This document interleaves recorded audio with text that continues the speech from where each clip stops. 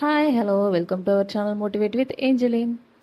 ஒரு ராஜா தன்னோட அரண்மனையில் இருக்க ஆலோசகர்கள் எல்லாம் கூப்பிட்டு பழங்காலமாக தொன்று தொட்டு வர ஞானத்தை எல்லாம் எழுதி தர சொன்னார். அப்படி எழுதி வைக்கிறதுனால வருங்கால தலைமுறையினருக்கு ரொம்ப யூஸ்ஃபுல்லாக இருக்குன்னு சொன்னார். அந்த ஆலோசகர்களும் பல வேலையை பார்த்து ஞானத்தை பற்றி பல பார்ட்டாக பிரித்து கொண்டு வந்து ராஜா கிட்ட கொடுத்தாங்க. ஆனால் ராஜா அதில் திருப்தியாகவே இல்லை.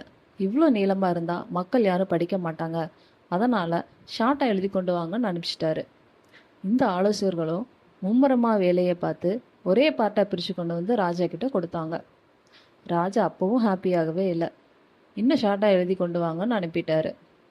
இந்த ஆலோசகர்கள் போய் பல வேலையை பார்த்து சுருக்கி ஒரே சென்டென்ஸாக கொண்டு வந்து ராஜா கிட்ட கொடுத்தாங்க. ராஜா உடனே ஹாப்பி ஆகிட்டாரு. அது என்னன்னு பார்க்குறீங்களா? இங்கு இலவச மதிய உணவு இல்லை. இதுதாங்க அந்த சென்டென்ஸு. ஆமாங்க, இப்போ வர வர மக்கள் எல்லாம் ரொம்ப இலவசன்னு எதிர்பார்க்க ஆரம்பிச்சிட்டாங்க.